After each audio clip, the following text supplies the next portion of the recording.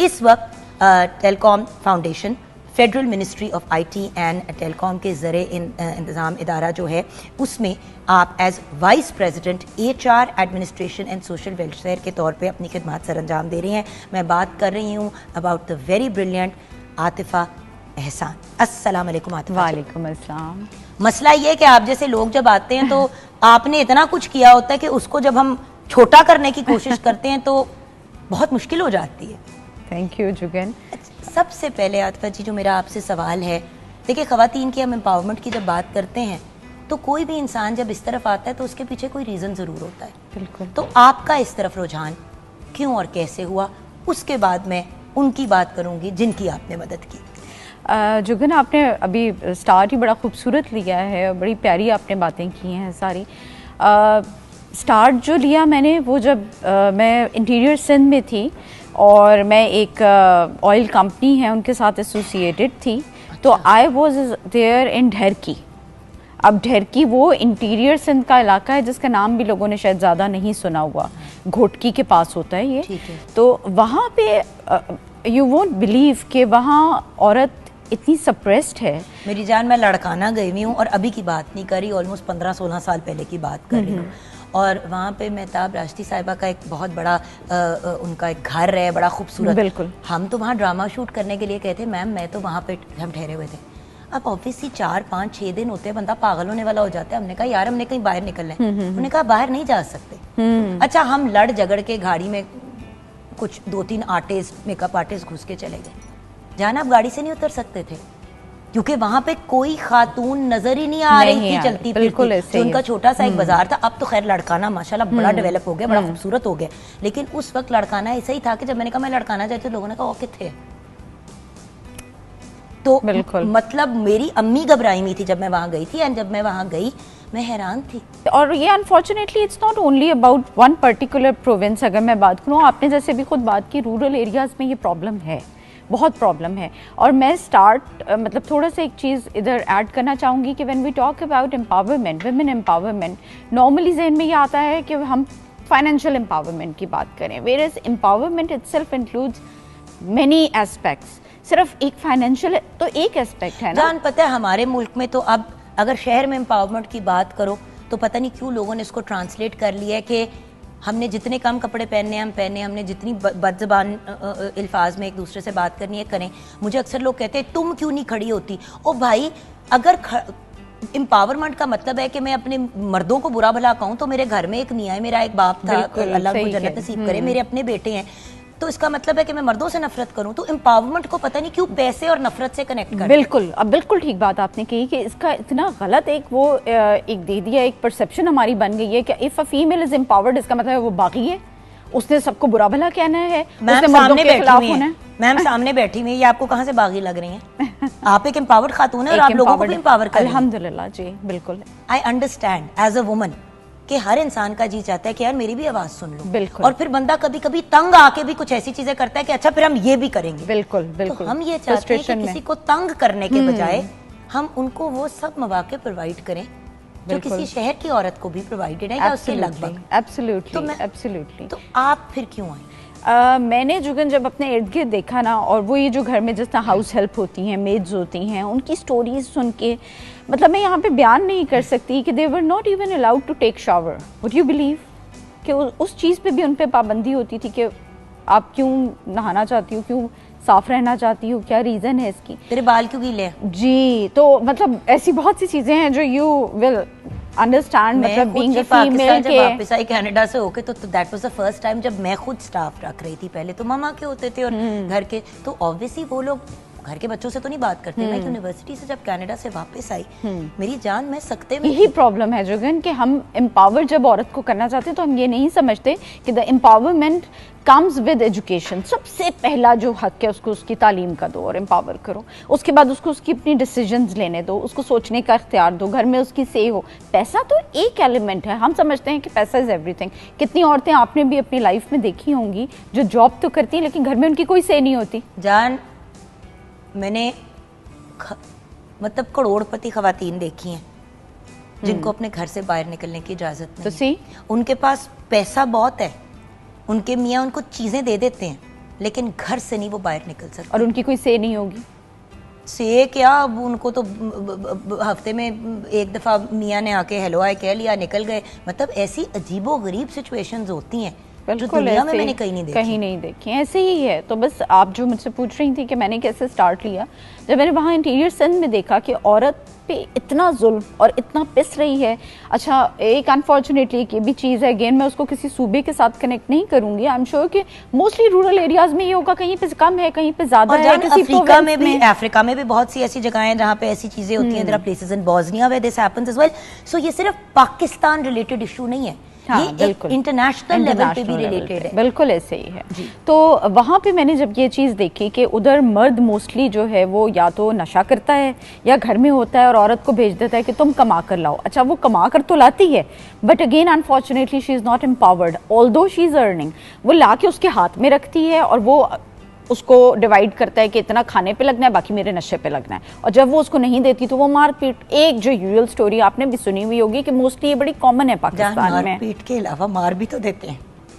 सही बात है। तेजाब डाल के जला दिया, मिट्टी का तेल।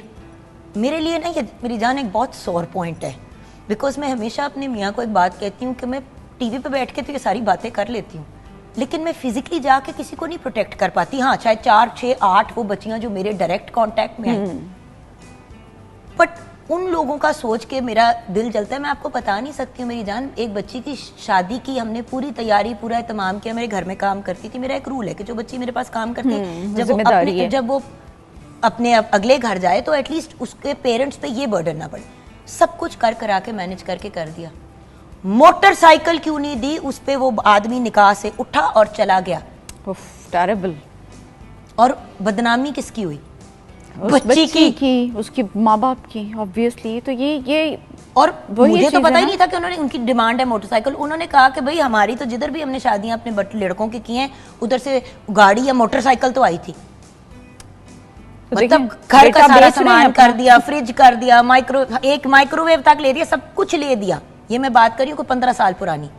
तो औरत की अपनी बाइक वर्थ क्यों नहीं है? औरत मतलब वो आपको अपनी बेटी दे रही है, उसकी कोई वर्थ नहीं है। बेसिकली आप हमें कितना सामान देंगे उस पे हम आपकी बेटी अपने गले लटका लेंगे। सोचिए। बिल्कुल सही कह रही है, सोचिए। तो उस लड़की को क्यों बोझ बनने दिया माँ बाप ने? तो जान फिर आपने किया क्या सिंध में?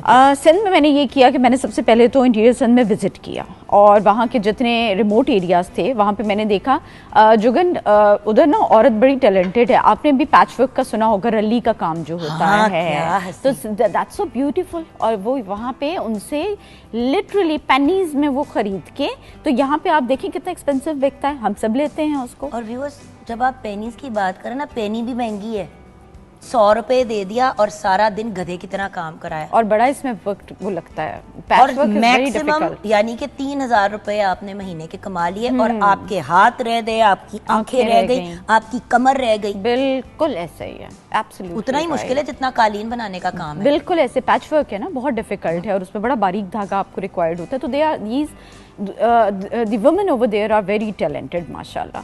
तो मैंने ये किया कि वहाँ पे मैंने 3 वोकेशनल सेंटर सेटअप किए थे। इस तरह सेटअप किए थे कि मैंने उधर इर्द गिर्द जाके देखा कि जो मस्जिद है वहाँ की, क्योंकि वहाँ उन एरियाज़ में masjid is to be considered the most safe point. वो बड़ा सिक्योर इलाका जहाँ पे हस्बैंड्स और भाई भी अपनी बहनों को या फीमेल्स को अलाउ कर देते हैं, या कोई एक उनके उधर एरिया होता है जिसमें एक सेंट्रल ज़्यादातर मसाजिद में आप तो अल्लाह का शुक्र है इन गाँव देहात में जगह बनी होती हैं। जी बिल्कुल। तो इमाम साहब जो थे वो फॉर्चुनेटली उन तमाम इलाकों की ही वॉज वेरी रिस्पेक्टेड, और उनकी अपनी वाइफ भी माशाल्लाह काफ़ी वो अच्छी और उसका कनेक्टेड थी विद फीमेल्स। तो मैंने वहीं पे जाके मशीन सेटअप करवाई, उधर ही जाके मैंने सारा ये दिया, और 3 वोकेशनल सेंटर्स, और वहाँ पे फीमेल मैं घर घर गई थी। And that was a very difficult task for me, लेकिन मैं करती रमज़ान में थी उस वक्त। आपको पता है ईमान का लेवल ही कहीं और पहुंचा हुआ होता है। तो मैं उन दिनों में जाके ख़वातीन से जाके मिलती थी, घरों में उनका काम देखती थी, और फिर उनको एक वो जगह देती कि ख़ुद अपना आप बनाएं, और मार्केट में उनको कनेक्ट करा दिया था। और वहाँ उन लोगों से ये बात कर ली थी जो शॉपकीपर्स थे कि इस रेट से कम पे आप नहीं लेंगे। ख़वातीन को भी थोड़ा सा अवेयरनेस दी थी कि ये काम शहरों में अगर ये आपसे 500 में ले रहे हैं ना फॉर एग्जांपल, तो वहाँ ये हमें 3000 का बेचते हैं। तो एक प्रॉफिट भी करने का, बिल्ड करने का एक मार्जिन होता है। ये नहीं कि आप चीज़ दें और वो उसको 200% या 250% अबव करके बेचें, तो दैट इज़ रॉन्ग। तो ये किया, एम्पावर किया, थोड़ा उनको मोटिवेशनल वो एक दी, एक इंटरेक्शंस उनसे की, और वो वोकेशनल सेंटर्स जो थे वो सेटअप किया। दूसरी चीज़ जो की थी मैंने वो ये की थी कि जब मैं वहाँ गोठा गांव में गई जुगन, तो बहुत से ऐसे इलाके थे, आप देखें बेसिक नेसेसिटीज़ नहीं है उनके पास, they are living below poverty line. साफ़ पीने का पानी नहीं था, मीलों मील औरतें शदीद गर्मी में वॉक करके जाती हैं और वो जो घड़े हैं वो उठा के लाती हैं, भरती हैं। और वो पानी भी व्यूअर साफ नहीं होता। और कुछ तो ऐसे केसेस होते हैं कि जिस्म में कीड़े उगने शुरू हो जाते हैं। वो भी आपने केस सुना होगा कि एक सोटी पकड़ के ऐसे करके उस कीड़े को पकड़ के फिर ऐसे घुमा घुमा के निकालते थे ताकि वो पूरा का पूरा निकल जाए। अगर वो टूट गया, जिसमें में जहर फैल गया, आप मर गए। आपका तो जो एक्सपोजर भी ज़ाहिर है मेरे से ज्यादा ही ये होगा। भी सिंध की ही स्टोरी है। जी, ये भी इंटीरियर सिंध की स्टोरी है कि एक ऐसा इलाका है क्योंकि वहाँ पे पानी नहीं मिलता, तो जिधर से वो पानी लेके आते हैं उस पानी में कुछ ऐसा था कि जिस्म में सूंडियां और कीड़े उगने शुरू। तो देखिए ना, बीमारियां गंदे पानी से कितनी फैलती हैं। लेकिन जान अगेन अवेयरनेस नहीं है कि वो पानी डायरेक्ट नहीं पीना, उबाल के पीना, ये भी नहीं पता क्योंकि एजुकेशन वही, हम फिर बेसिक नेसेसिटीज की तरफ आते हैं। यार 6 घंटे बाद पानी अगर उठा के, या सुबह गए हो पानी लेने के लिए, रात को फिर पानी लेके घड़ा आए हो, अब उबाले कौन? लोग प्यासे मर रहे हैं, वो फौरन पानी पियेंगे। बिल्कुल, इतनी गर्मी है, वो पानी उबलने के बाद ठंडा किस वक्त होगा? एग्जैक्टली ना आपके पास कोई इस तरह की चीजें भी नहीं। तो ये सारा कुछ जो है ना, देखिए हम जब विमेन को, औरत को एम्पावर करने की बात करते हैं तो वी नीड टू अंडरस्टैंड कि उनको पहले बेसिक नेसेसिटीज़ दें, बेसिक फैसिलिटीज़ दें, which includes water, which includes electricity. बिजली नहीं होती वहाँ पे, 50 सेंटीग्रेड इमेजिन। तो फिर आपने वो भी मैनेज किया? मैंने सोलर पैनल्स लगवाए थे, 70 हाउसेस को बिजली फराहम की थी सोलर पैनल्स देके। 3 गाँव में जो है वो पानी के पाइप्स बिछाए थे, वो जो दूर जाती थी औरतें, वो फिर एक। अच्छा, अब हम यहाँ पे ब्रेक लेंगे। ब्रेक के बाद जब वापस आएंगे तो मैं अब आपसे फॉलो अप जानना चाहती हूँ कि अब वहाँ पे क्या सिचुएशन है, जो आपने सिस्टम बनाया, क्या वो अभी भी चल रहा है, और क्या आपने उसके ऊपर, मतलब उसकी स्टेटस क्या है, and then what are you doing now? ठीक है, ये हम जानेंगे एक छोटी सी ब्रेक के बाद।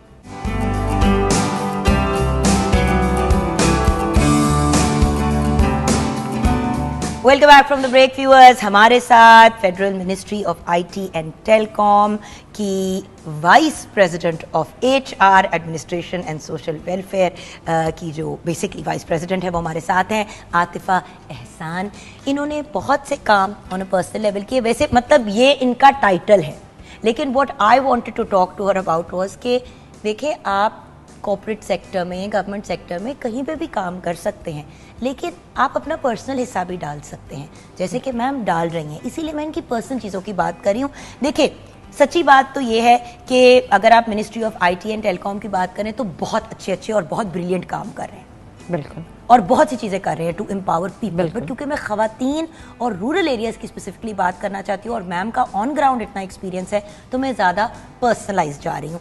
तो मुझे बताइए कि फिर आपने इंटीरियर सिंध में, अभी हमने व्यूअर्स ब्रेक से पहले बात की थी कि इंटीरियर सिंध में आपने कुछ ये चेंजेस लाने की कोशिश। बिल्कुल, चीज़ तो बंदा कर देता है, फिर उसके बाद को 3 साल, 2 साल, 4 साल बाद, तो नाउ दैट आप इधर आ गई हैं पंजाब साइड पे, उधर क्या सिचुएशन चल रही है? वो माशाल्लाह वोकेशनल सेंटर्स चल रहे हैं, उसमें बहुत सी फीमेल्स जो थी उनके बैजेस कंप्लीट हुए, वो वहाँ से, क्योंकि एक इंस्ट्रक्टर होती थी जो सिखाती थी उनको, उस लेवल का सिखाती थी, प्रोफेशनल लेवल का, तो वो बैजेस कंप्लीट हुए, उन्होंने वो एम्पावर हुई माशाल्लाह, वो आज भी अपना कर रही होती हैं। बल्कि मैं आपको एक इंटरेस्टिंग चीज़ बताती हूँ कि मेरे साथ जब मैं वापस यहाँ पे आई, तकरीबन मुझे आए हुए 7 ईयर्स के मैं यहाँ आ गई हूँ, तो मुझे जो 7 से भी बल्कि शायद ज़्यादा साल हो गए, मेरे साथ वहाँ पे पूरी एक फैमिली ने मूव किया जो अभी मेरे घर काम करते हैं। वो out of love they came after me, मैंने नहीं बुलाया था किसी को भी, तो वो पूरी फैमिली मेरे साथ पीछे आ गई। तो उनकी वजह से भी मुझे बहुत ज़्यादा वहाँ का पता चलता रहता है, क्योंकि वो तो उनका नेटिव इलाका है ना,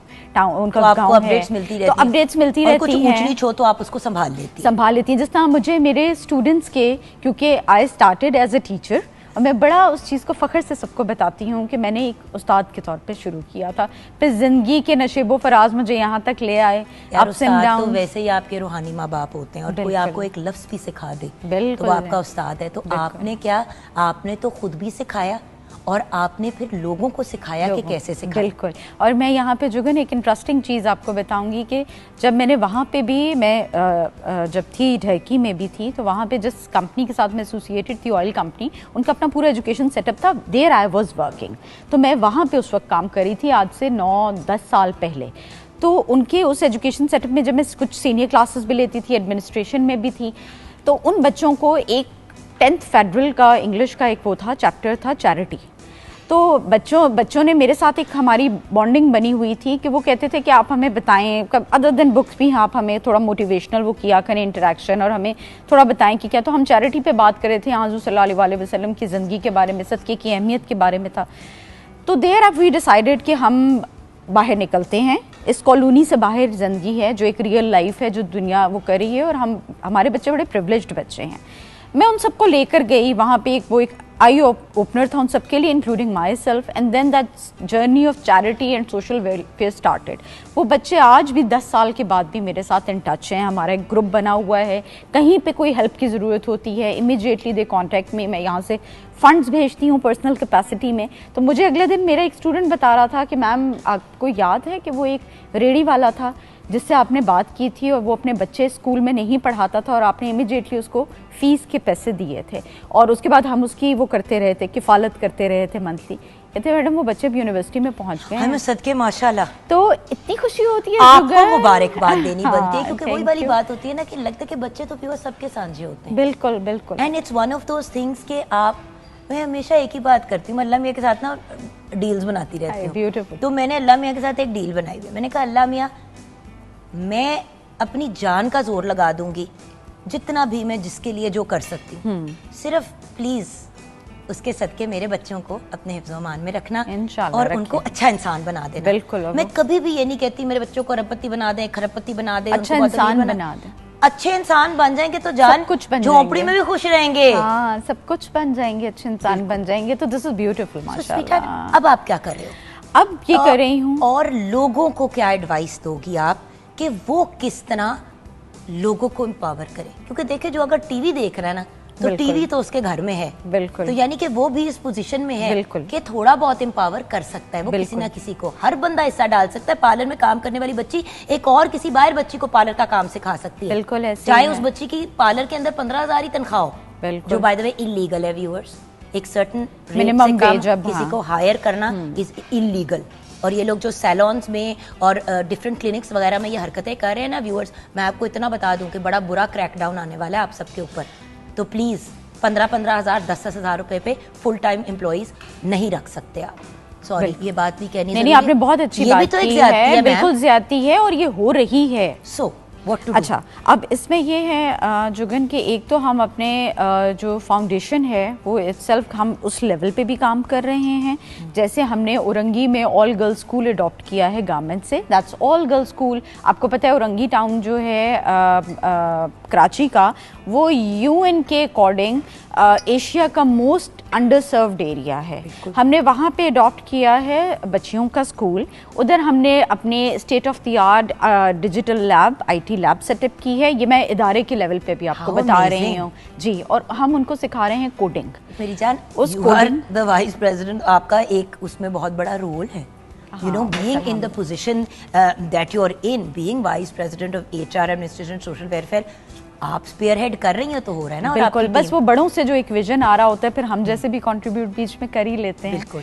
तो उसमें ये कि कोडिंग उन बच्चियों को सिखा रहे हैं, और वो कोर्स जो हैं AI, बिल्कुल AI पे एस्ट्रोनॉमी लैब्स हमने सेटअप की हैं अपने स्कूल्स में। By the way, telecom foundation has 15 schools nation wide plus hospitals, और वो मेरे ही अंडर हैं। साथ उनके HR में देख रही हूँ फाउंडेशन का, और एडमिनिस्ट्रेशन देख रही हूँ। How wonderful. तो हमने उन बच्चियों के लिए, मैं ख़ास तौर पे इस वक्त बच्चियों की बात कर रही हूँ कि वो हमारा ऑल गर्ल्स स्कूल है औरंगी में, गवर्नमेंट स्कूल है, बड़े डिप्रेटेड कंडीशन में था। हमने उसको अडॉप्ट किया, हमने उसमें IT लैब सेटअप की, एस्ट्रोनॉमी लैब सेटअप की, डिजिटल लैब सेटअप की, AI करिकुलम इंट्रोड्यूस करवा रहे हैं, वहाँ पे कोडिंग स्टार्ट हो चुकी है। यार अनम, हमारे पास तो ये कख नहीं था, हम तो प्राइवेट स्कूलों के पढ़े हुए हैं। हम जाके किसी खूह में छाल मार देते हैं। सही बात है। चलें आज चलते हैं। हांडी रोटी बना दी है? जी बिल्कुल, हांडी रोटी बना दी है। आज हमने बनाए अगर आप लोग, अगर हमारे माँ बाप ने हमें ऐसे वाले स्कूल में भेजा होता जैसे मैं हमने बनाया ना, तो आज हम हांडी रोटी और होस्टिंग ना कर रहे होते। हम कोई शायद हम रॉकेट साइंटिस्ट होते। एग्जैक्टली, कोई साइंटिस्ट हमें नोबेल पीस प्राइज मिल रहा होता। अच्छा, तो फिर होस्टिंग कौन करता? होस्टिंग के लिए भी तो हमें कुछ चाहिए। Hosting is also very important. कसमें आजकल तो सब हर ही कर रहा है, हर कोई कर रहा है होस्टिंग दुनिया का आसान तरीन काम है। जो सीजन लोग हैं वो पता चल जाते हैं। अच्छा, हाँ, कोई हो गया सब। जी बिल्कुल, आज हमने बनाया है बेसिकली स्मोकी चिकन सीख कबाब बिरयानी, और इसको सर्व किया है सैलड और रायते के साथ। और रायते के साथ, थैंक यू। लवाजमात इनकी बड़ी जरूरी होती हैं। अच्छा, मुझे बताएं पर्सनल स्केल पे अब आप क्या कर रही हैं? अच्छा, पर्सनल स्केल पे जो कि I know it's sounding more like a profile interview, but the point is के आपके बारे में आतिफा जी, मैंने एक तो तारीफ भी आपकी बहुत सुनी थी, and then interestingly enough telecom foundation भी बहुत पॉजिटिव काम कर रही थी। तो मेरी जनरली भी बड़ी ख्वाहिश थी कि आपसे मुलाकात करके थोड़ा सा उसको भी हाईलाइट करें। I am humbled. इदारों में जो लोग होते हैं वो हीरोज होते हैं, ऐसे ही है। और वही फिर किंग मेकर्स होते हैं और खुद भी किंग्स होते हैं ऐसे ही या है। क्वींस होती हैं। ऐसे ही है। So personally now what you do? पहले तो थैंक यू वेरी मच। मैं आई एम रियली हम्बल्ड कि आपने इतनी प्यारी बातें की हैं। वैसे तो आप सारी बातें बहुत प्यारी करती हैं, लेकिन अभी ज़ाहिर है मैं बहुत थैंक्स फॉर दीज कॉम्प्लीमेंट्स। अभी मैं पर्सनल लेवल पे जो कि ये कह रही हूँ कि मुझे जितने लोग, क्योंकि मैं ये काम करती हूँ तो people contact me, people approach me, और मेरे पास इस तरह के केसेस आते हैं। जैसे अभी हम बात कर रहे थे, इससे पहले आप ही ने ये बात कही थी कि we do not have to give them fish every time, rather we have to teach them how to fish. तो this is the basic concept and basic idea of empowerment. Education पे काम कर रही हूँ अभी पर्सनल लेवल पे, ख़वातीन में, और जितने भी हमारे समझ लें कि अंडर प्रिविलेज क्लास है, not even in rural areas, क्योंकि आते तो मोस्टली वो रूरल एरिया से हैं यहाँ पे भी, तो जितने मेरे टच में हैं उनको ये एक अवेयरनेस कैंपेन है जो हमने चलाई हुई है अपने, मैंने पर्सनल लेवल पे, कि वो ख़वातीन जो हैं तालीम के ऊपर बहुत फोकस करें, अपनी बच्चियों की तालीम पे फोकस करें। शादी करके घर से उनको निकाल देना और एक उसको बोझ की तरह ट्रीट करके दूसरे घर में शिफ्ट कर देना इज़ नॉट द सोल्यूशन।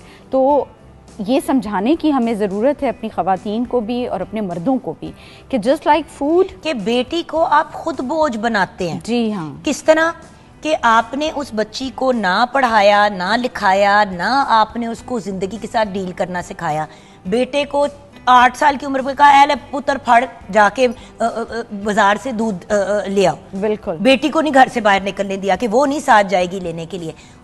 आप इतना ज्यादा बच्चियों को, वो जो कहते हैं ना कि जैसे कोई एलियन नहीं होता, उस तरह करके बंद करके रख देते हैं। जब वो बेचारियां घरों से बाहर निकलती हैं, उनको ये नहीं समझ आती कि वो आ रही हैं कि वो जा रही हैं। और अल्लाह ना करे अगर गलत ऐसी जगह पे शादी हो जाए, या खुदा न खास्ता मियाँ की डेथ हो जाए, या उन पे जिम्मेदारी पड़ जाए, फिर वो बिल्कुल मजबूर और लाचार होती है। आप खुद उनको मजबूर बना के फिर कहते हैं कि हमारी मजबूरी। भैया आपने उनको मजबूर क्यों बनाया? हम उनको एक इस तरह के एनवायरनमेंट के अंदर रिस्ट्रिक्ट कर रहे हैं कि ना हम उनको एक्सपोजर दे रहे हैं, ना हम उनको बढ़ने दे रहे हैं, और हम उनको फोर्स कर रहे हैं कि वो एक बोझ बने। और उसके साथ साथ आतिफा जी, एक बड़ी इम्पोर्टेंट बात है याद रखनी, जो हम लोग भूल जाते हैं, कि बुरा वक्त कभी बता के नहीं आता। बिल्कुल। And you should dig your well before you're thirsty. प्यास लगने से पहले कुआं खोद लेंगे ना, तो मौके पे स्ट्रेस नहीं आएगी। सॉरी व्यूअर्स, मर्दों को चाहिए शायद ये बात बुरी लगेगी, लेकिन एंड में बेटियां ही ख्याल रखती हैं माँ बाप का भी। True. चाहे वो अपना पेट काट के करें, चाहे वो अपना जेवर बेच दें, चाहे वो कुछ और कर दें। सो मेरा पॉइंट ये है कि बेटा बेटी दोनों को एम्पावर करो, दोनों को करो। ट्रांसजेंडर भी अगर आपका बच्चा है तो doesn't matter, empower all your children, all genders, ताकि सब आगे बढ़ के अपना ख्याल रख सकें।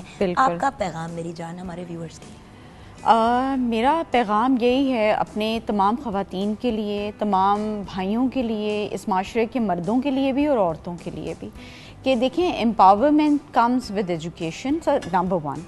अपनी औलाद को एजुकेट करें, दिस इज़ वेरी इंपॉर्टेंट। चाहे उससे आपने नौकरी करानी है नहीं करानी, आप उसको एजुकेट करें।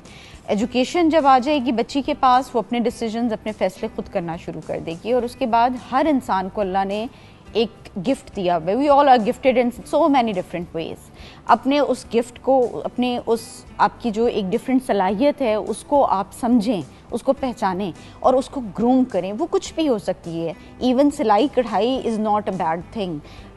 सिलाई से लेके, सिलाई मशीन से लेके AI में कोडिंग, प्रोग्रामिंग, औरतें चांद पे जा रही हैं, दुनिया कहाँ से कहाँ पहुँच गई है। अपनी औलाद को, अपनी बेटियों को एम्पावर करें, इसलिए क्योंकि पाकिस्तान की आधी आबादी ख़वातीन की है। आप इनमें तब्दीली लाएंगे, आपके मुल्क में तब्दीली आएगी। एक दूसरे को क्रिटिसाइज़ करना बहुत आसान है, लेकिन everyone should be accountable for what they do.